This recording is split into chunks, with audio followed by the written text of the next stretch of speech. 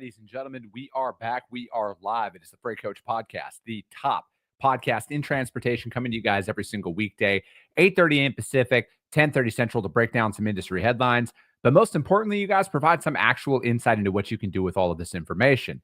If this is your first time tuning in, welcome. This is the real side of freight, ladies and gentlemen. And I say that before every single show. And what I mean by that is I only speak with transportation professionals, because at the end of the day, you guys, I want to talk to the right individuals who have done what you're looking to do, or who are currently doing what you're trying to achieve, so you can take that information, apply it, utilize it, and see a meaningful difference in your business and your life. Happy Friday, everybody. I got a very special guest for you guys to come on the show.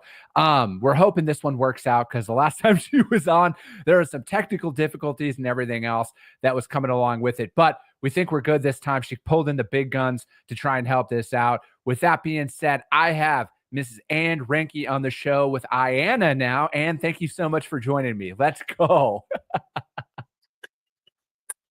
Happy Valentine's Day, Chris. I'm not as festive as you. I feel like I should have worn pink today, Anne.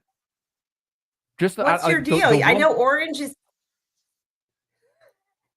Orange is the new black, right? And that's why I went with black. I'm just rolling with that at this point. All right. Well, if that's your love language is orange and black, that's fine. I'll wear pink for both of us. There we go. I'm, it's 50 degrees out here in Arizona today right now as well. So like it's hoodie weather. It's almost parka weather at the end of the day. You guys have thin blood, huh? Yeah, I'm soft now, Anne, is what it boils down to. I'm soft. I'm not Wisconsin tough anymore with my weather. It's like I need that perfect baseline of just hot every day now. Really sad. What's happened to you, Chris? It's really, really sad. Oh, Anne, I missed your shit talking. It's been a while since we saw each other, and you never ever let me just have anything. You just keep it real, and that's why I love you.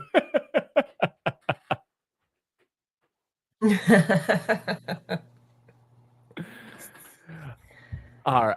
So, Anne, you're in a new role here. What was this transition all about?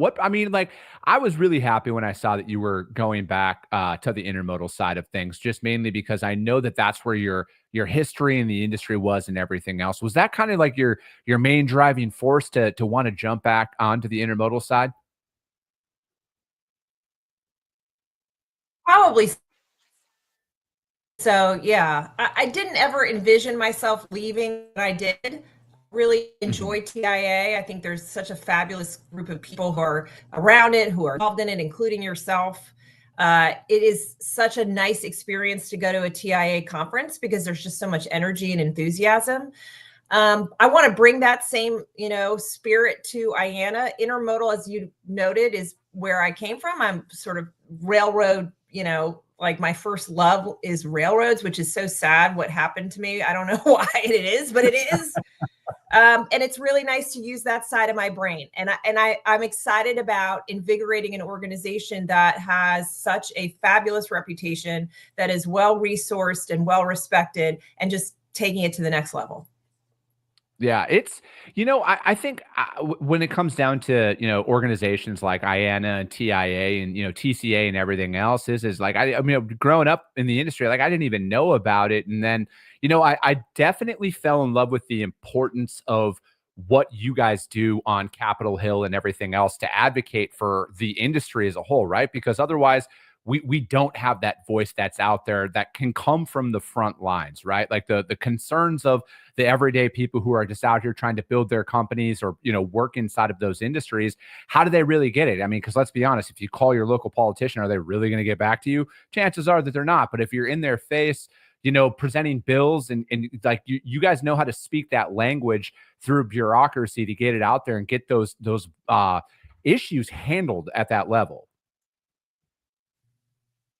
Yeah, one of the greatest things about associations, and depending on whatever you belong to, is the recognition that you are not alone, that there are people who've experienced worse and better situations and have solved them and can lend their advice and expertise, or provide a resource that you need that you didn't even know that you needed. And I think the other aspect of it is the crowdsourcing aspect, meaning we aren't alone. We are a group raising our hands saying this is important to us. So your point is well taken. It's not just one person saying, hey, I'm mad about this. It's here's 150 people are saying this is a big deal and you need to pay attention. And oh, by the way, we represent 1,000 different companies across North America. And so it's not just us here in the room. It's also all these other companies that care. Yeah. No, I completely agree. So like coming into this year's legislative cycle and everything that's going on out there, the transportation secretary has been appointed. Things are coming out here. What are some of your guys' main priorities this year on Capitol Hill from a legislative standpoint? Yeah, so one of the biggest priorities for me is to establish much more of an advocacy presence. So, that's my background. That's what I did with the railroad. That's, what I did for USDOT. And certainly TIA, I didn't have to do very much to enhance it. I just helped it, because it was already pretty far along. We don't have advocacy as a general muscle, I think, is to establish a regular cadence of going up to Capitol Hill and talking about requirement that anyone who works as an owner operator has to work as a company driver. I think you would agree most owner. Uh-oh.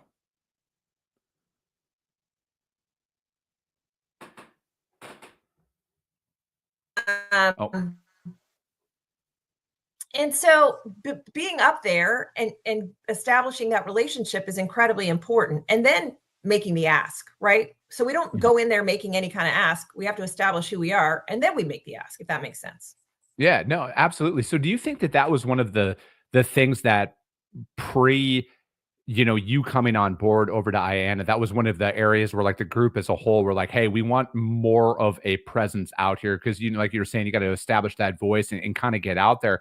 Was that something? And again, if you don't want to answer that, I completely understand. But like, is it because intermodal was such like a legacy, old school transportation method, right? Like, let's be honest, rails was one of the first things that was built out there back in the day. Did they kind of get away from that? Or was this something where it was like it was never really an issue up until recently with a bunch of environmental changes and everything else?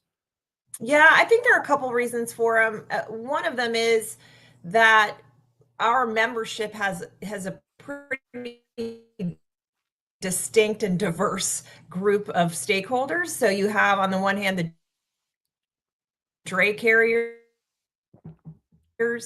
you have the chatters companies, and so it is not necessarily historically was it easy to get agreement on what to value, what to prioritize, which is not to say it's not impossible. I think that there are some big ticket items and 30,000 foot level items that we can all coalesce around, like having a supply chain that actually functions, having, doing whatever we can to prevent cargo theft. By the way, that's my dog. I don't know if you can see her. I can.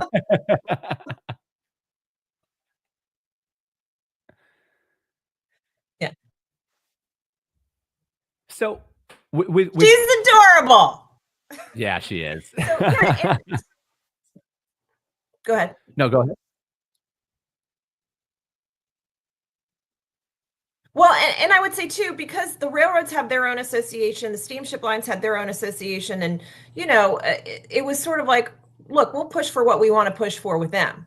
But as an industry, as an intermodal industry, there are things that we can coalesce around that maybe are sort of secondary to the railroad association or secondary to the steamship lines, that are things that are actually help the system work better. And so that's where we find our sweet spot. Okay, so you guys are kind of like a culmination of steamship line, drayage carriers, intermodal train, and everything else. Okay, so this is just my complete. I had no idea. I thought you guys were just on the intermodal side. That's just my public school education. just processing information that's out there. So no, that's no, good. So you're right. I mean, it's just those facets it's essentially whoever provides any kind of service for containers, right? And so it's all about container traffic. And so those are the different kind of stakeholders that do that.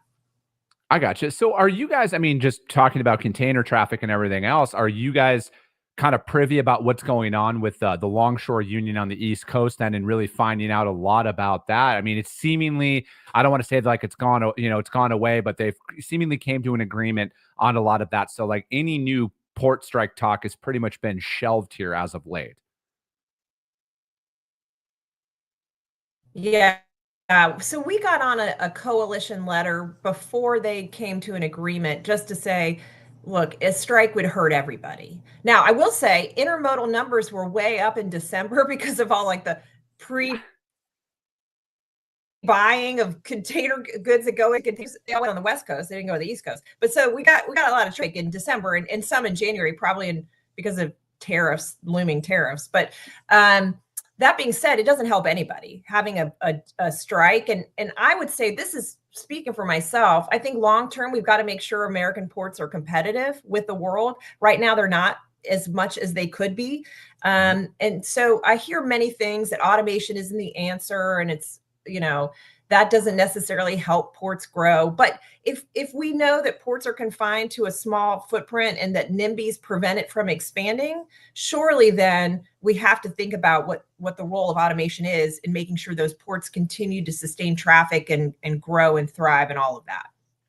Yeah, no, I'm right there with you. And, like I see both sides of the argument, right? Like I get it. I'm not going to ever sit up here and say, oh, I would love for you to automate my job away from me. But at the end of the day, if we're talking about it from a global level, from a competitive stake across there, we're not. Like, I don't even think we're in the top 20 from the last time. I could be wrong, but like from the last time I checked, we're not even ranked in that from an efficiencies, capabilities standpoint and everything else. And considering we literally have the world's largest economy by a lot, you would think that our supply chain would be as efficient as possible. And, so again, that is a testament to like how great we are as an industry for us to not even have that and to be able to pump the volume of freight that we do through our borders.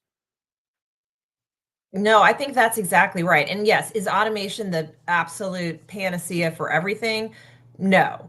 However, again, if we're thinking about growth and if we're thinking about expanding our footprint as it relates to, getting more container traffic in and making it flow efficiently, then that's certainly something that has to be a tool in the toolkit. Yeah, no, I'm right there with you. And I think like we have to like at some point we have to come to the realization that like we need to improve like as an industry, whether it's, domestic truckload, rail, port work, we have to improve. And I feel like, if we're going to actively look at everybody's complaints about everything, whether it's dwell time, stuff like that, really insert any industry topic out there, where can automation come in and fix that? How do we become more efficient? And if we're more efficient out there, I mean, again, you can get more work in throughout the day. We can move more volume through there because, I look at it like this. Say all the tariff stuff happens and then we reindustrialize the United States of America. Like that seemingly is the plan that's out there. Are we prepared for that right now? And it's like, if we look at it from that 30,000 foot view, we're not prepared for it. And we need to be prepared for it, right? Like I'm just one of those individuals where it's like, I love global trade and everything else. But like at the end of the day, are we as good as we could be? And I don't think the answer is yes right now. I think it's a resounding no. We need to improve. Yeah, no, here and now I'm going to like you and I egg each other on when we start having like our pulpit speeches about the world. So I feel like this is happening to us again because this has happened to us before. But I 100% agree. And part of that is I think we've been focused on sort of things that are not as important but sexier. Like we got to remember the blocking and tackling of what we do as a country that benefits our growth, benefits our prosperity, and benefits our people. And part of that is infrastructure. And yeah, it's not sexy to fix highways. And it's not sexy to grow ports and make, put in more terminals and that kind of thing. But it's critically important. And I do think we've lost a little bit side of that as we focus on other things that care about just, interest groups are pushing. Let's not forget government is supposed to do small things well and not necessarily do these sort of big things huge, like do the small things well. And like, let's focus on that. And our competitiveness is critical to all of that. Yeah. No, I'm right there with you, and I look at it like this too. Like as consumer demand shifts to more instant gratification on everything, right? Like just the Amazon effect that's out there. For us to get freight processed through our ports faster, we need to become more efficient out there. We need to rebuild our freeway system. We need to do a lot of that stuff. And if we're going to compete at a higher level, if we are going to grow at all, we need to look at that across the board. I mean, geez, if you've flown in the last 12 months, like I mean I think it's alarming, Anne, how Kansas City has the nicest airport in the United States of America, and it's not even close because it's the newest one that's out there. Some of our airports are like it's dismal to fly in and out of a lot of those right now. So again, if we look at our infrastructure, if we look at the supply chain as a whole, we have to look at all of those facets of it. And you're right. I am not to like just toot each other's horns here, but like I'm right there with you. And the blocking and the tackling is the most important components of all of this stuff. And it is always overlooked for larger, sexier issues that get better headlines that's out there. But unfortunately, even like in due time, that's going to catch up to us. And I feel like that time is right now. Like we've punted enough on a lot of the critical infrastructure improvements that need to happen. Like we need to fix that stuff now.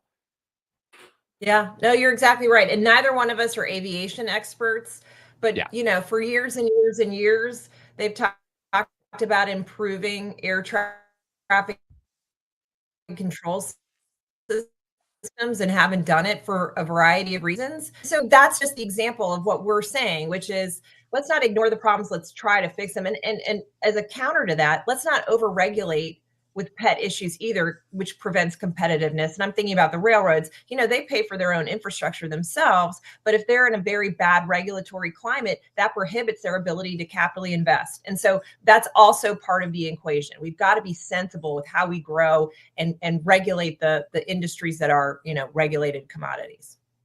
So, like speaking of that, like when it comes down to intermodal and rail transportation that's out there, like how does that improve? How does that become more efficient? Right? Like I don't know much about it, but like, is there more efficient tracks that can be laid that helps that? Like, what does that look like from an improvement standpoint? Yeah. So as you know, the first part of the pandemic was like a railroad winter, if you will, in that the service product was really bad. And it was a confluence of a lot of things, which the peaks in, customer demand, right? Because there was so much volume going on there. And then that they had a sharp reduction of headcount along many of the railroads. And so it was like these two don't mix, right? Since that time, they've improved their service product. It's a lot better. It's a lot more reliable, a lot more consistent. I think when you talk to the railroads themselves, and I've had a great opportunity to talk to a few, what they say is it's trying to find the right balance between the carload, right? Which is the carload guys don't necessarily care about just in time. They don't care about, when the commodity gets to them. And it doesn't chew up as much capacity, whereas the intermodal does care about that and it chews up a lot of capacity. And so to your point about laying additional infrastructure, there are going to be lanes where you need to triple track. And that's always the challenge.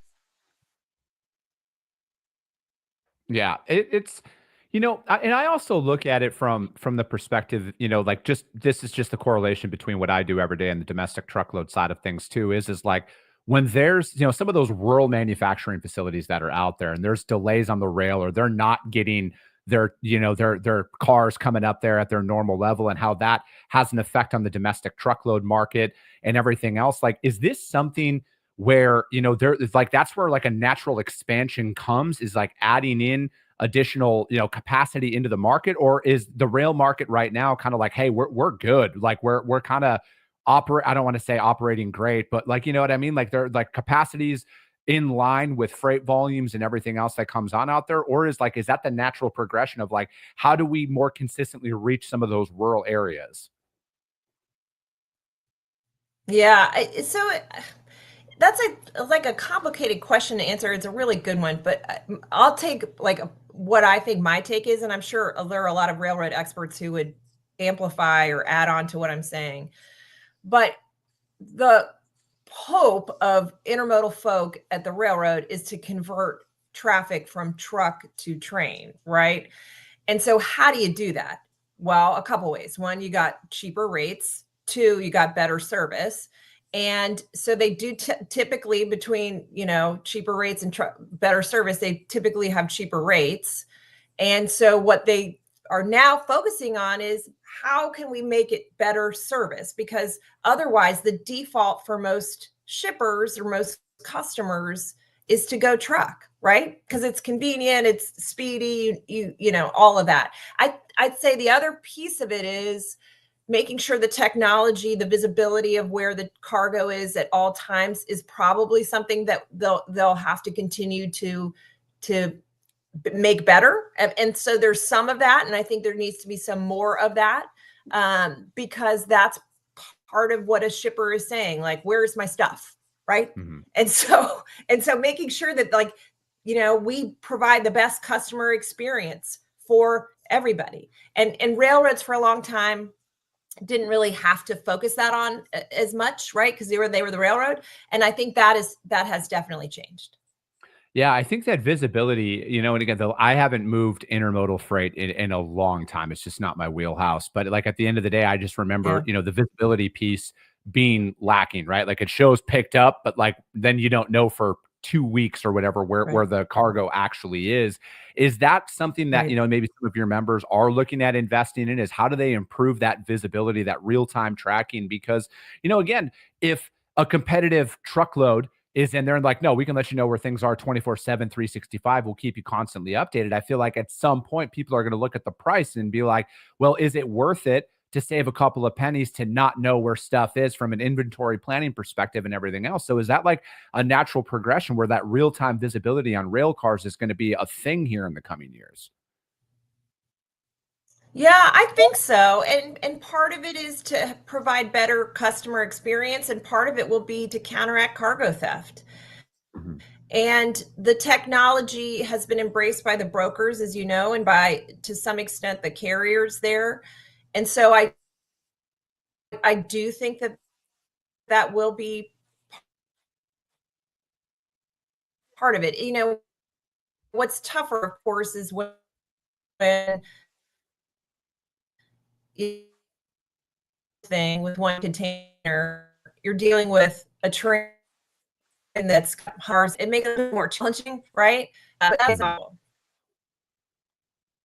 Yeah, it's I think of it a lot of it with the volume of cargo that's being shipped out on a train, right? Like, I mean, there's one that runs literally on my route to work every day, and there's hundreds of cars that are associated with that, and kind of keeping all of that in line, I think is it's a challenge, right? And I think like that's just something that we can.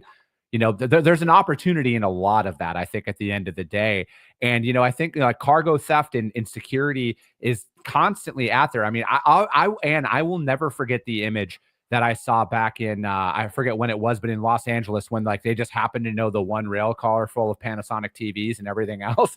It's like improving a lot of that goes on out there, I think is going to be at the forefront of everybody's minds.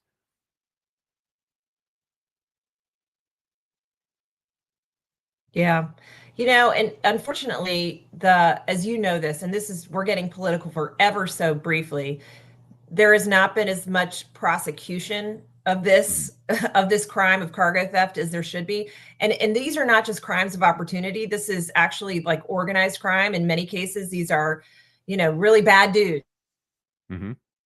who have gangs or cartels, and are sophisticated and know how to figure this out, and they're just, no one does anything to prosecute it. So one of the things the railroads are working on is really trying to get enforcement of existing laws so that you actually prosecute these people and they don't just come back the next day and do the exact same thing. Yeah. No, I mean, I think it's a very, very accurate statement. I have been saying that on this show for years, and that this is way more organized than people are even remotely giving it credit for. Because, again, I look at it like I've moved, a couple of truckloads in my career. It's no surprise to anybody out there, like high value, theft cargo and everything else that goes on out there. But then on top of it, like this is just the history nerd that comes out in me. And I was talking about this with Gen Logs the other day as well.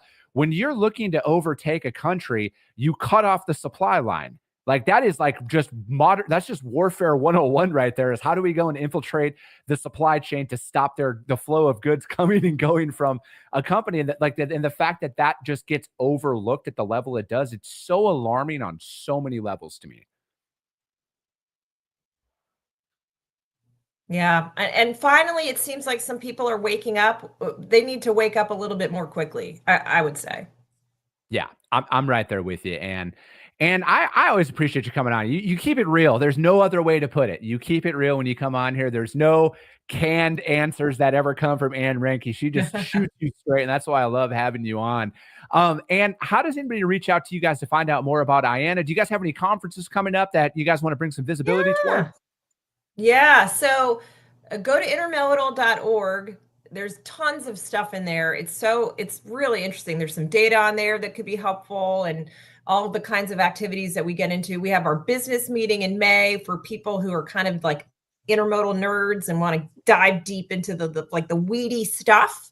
And then we have our Intermodal Expo, which is in September in Long Beach.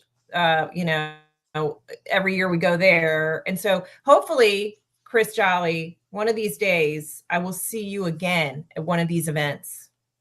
Yes, I would love that. And 100%, we need to make that happen. And I'm always here anytime you guys need anything. And thank you so much for joining me. That's going to be it for today, ladies and gentlemen. As always, if you guys got value in what you heard, subscribe to the show, share it out there to your network, because if you see value, your network's going to see value as well. I appreciate you guys. I love you guys, and we'll be talking to you soon.